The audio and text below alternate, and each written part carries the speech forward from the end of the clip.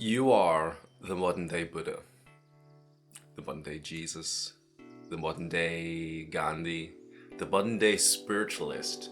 And the reason as to why I'm saying this is because you don't have to do many of the things that a lot of these spiritual people did in order to attain a specific result out of your spirituality. You've all heard of the soulmate story, right?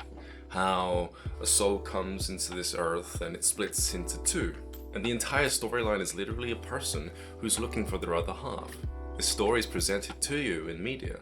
It's presented to you in videos, movies, books, mainly.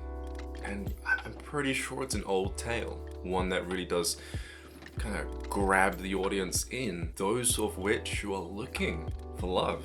I have just spent some of the best moments of my life in Costa Rica with my soulmate. And during this time, I got to experience something that a lot of people wish to experience. A lot of people desire out of a soulmate relationship or a soulmate connection. We were experiencing a whole bunch of weird supernatural experiences. Every now and then we hear voices, someone walks through the door that is closed and crosses behind us, or someone standing at the foot of the bed. And so this happens when we're together. It's because we're both very spiritually evolved and we see some weird things. My partner at the time and myself, we decide to turn in for the night. And we're laying there in bed. And this is just after a whole host of weird stuff starts happening, like DMT visuals and all that fun stuff that comes with, meditation. And she's having a hard time falling asleep. But me, I find it kind of easy on this day, which is kind of weird because usually I don't sleep that well with somebody else in the bed. And I slip into somewhat of a dreamlike state. But then my attention kind of comes out of that dream and towards the room. More specifically behind me. And I can kind of feel her. Clearly some hours have passed because I can sense the fact that she's somewhat tired, if not completely asleep. And so I then start to sense her awareness peak. I came to in a very aware state at that point. I call this state God's state because whenever I'm in a meditation and I really do get rid of the ego when I stop speaking, I call that state a peak state. The state that I really do strive to achieve in every meditation that I do, because for me that is the most important state to be in order for me to develop spiritually. And so I'm in this peak state. I just come out of a dream into that state naturally. And I find that she's also reaching that peak state, which is weird because she meditates. And back then I was teaching her meditations, but she never got to that peak state. So I thought straight away something was wrong. My sense of... how can I explain this?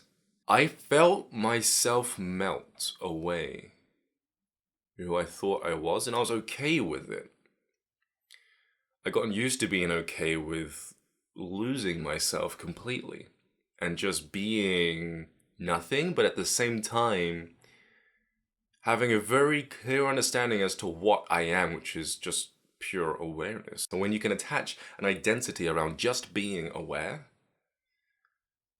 you don't have to think, okay, I'm Ryan because Ryan is this kid with dreads growing up who used to go to the gym, who's very athletic, who's very good at art, and who does YouTube and now is a life coach. All of that story doesn't have to be there. It's not me. Those are things that I do, but that's not what I am. Those are more so who I am, which are titles and appealing things that can be seen from an outward perspective that people often take and then use to create this kind of identity around me.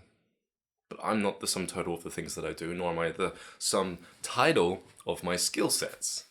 But when I choose to do nothing, the only thing that's left is the only thing that I can identify with, because it's actually coming from me, that sense of self. I noticed the same sense of self in her. Or in other words, she felt like me. Not who I am, but what I am. And I also felt her sense of self slipping away. And at that point of time, it felt like I existed in 2 points of space at the same time. And I was thinking in my body, but then I'd bounce over and I'd think over there in her body. You can think a thought over here in your head, and you can also move around to the other side, change the tone of your voice just a little bit. That's how you do it. And you'll find yourself speaking over here in another part of your head. That feels like you've got a sense of distance inside your brain. The exact same thing was happening here, only outside of my head. And then I just naturally know to move into this other part of me. And I feel myself just merging into her, like two pieces of clay. I had to remember how to do that. It's like picking up a skill that you put down in elementary school. Maybe you were very good at sculpting and you haven't done it for about 20 years. And then you go to do it again, okay?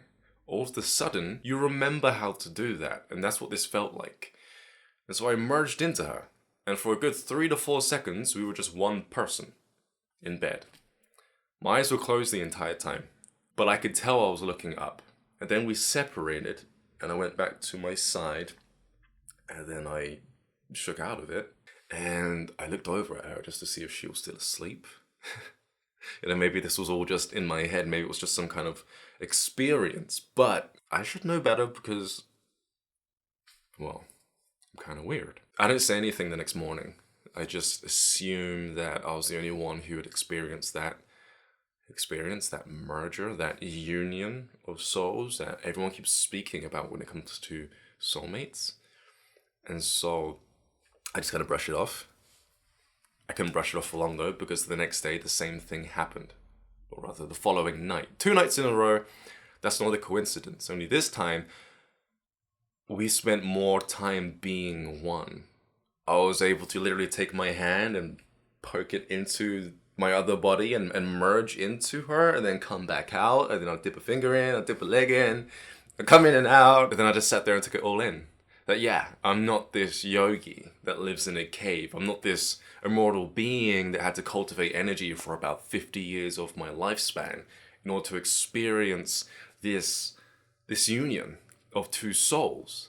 I don't have to do many of the things that a lot of these spiritual beings had to do in the past in order to reach these states of spiritual being. And this isn't the first time I figured this out. I've experienced enlightenment. I've experienced bliss many times over. Enlightenment multiple times per day. I've experienced, I think they call it samadhi and nirvana and all these other altered state of consciousnesses, all through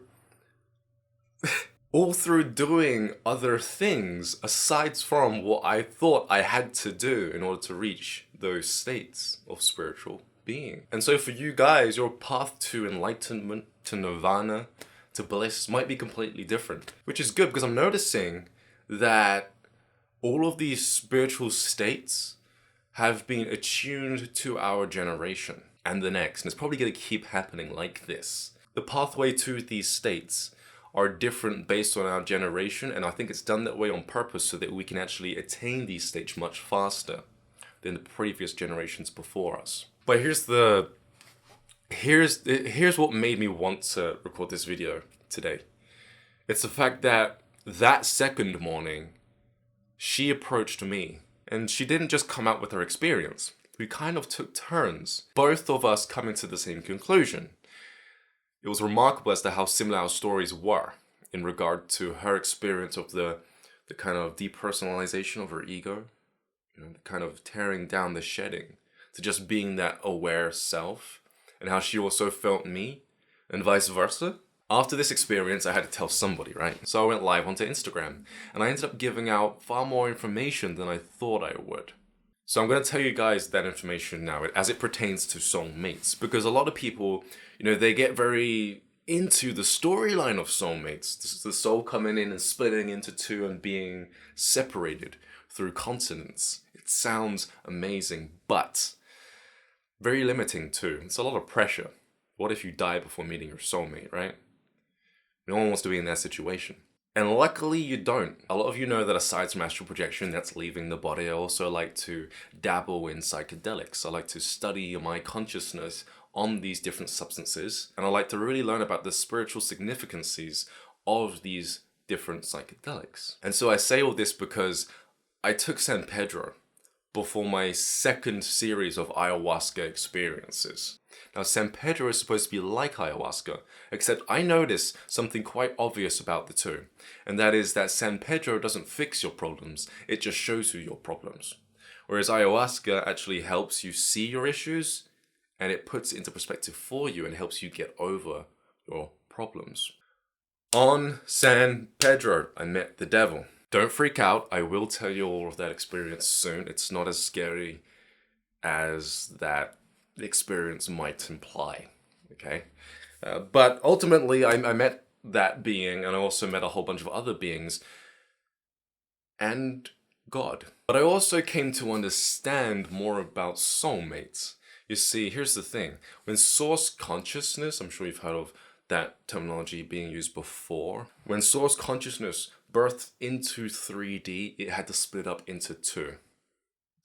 Two parts, masculine and feminine. And so when you leave your house and you see all of these females, you know, not just of the human species, but of the animal kingdom and even of plant life, you're seeing the feminine aspect of source creation. When you look at all of the guys and all of the male aspects of creation, you know, all of the animals and all of the plant life and even the bacteria, everything, you're actually looking at the male aspect of source creation. That is the only way that source split into two when it came into 3D.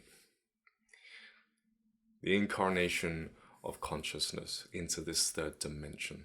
Not the reincarnation of one soul coming in and splitting into two. You come in whole. You land into a sea of you. Camera decided to stop working. And so because of this, if you lose your soulmate, there are always others out there. And yeah, it's going to be fun. They're going to feel like you in a lot of ways. Because in a way, they are. There is a lot more information that I can share on soulmates and twin flames and stuff like that that I've gathered through psychedelic experiences and my own personal experiences here. But I am running out of time. This camera did die a second ago. This is going to have to do for today, guys. I'm Ryan JC. Ryan James Cropper. This has literally been your potential. Speak to you pretty soon. Peace.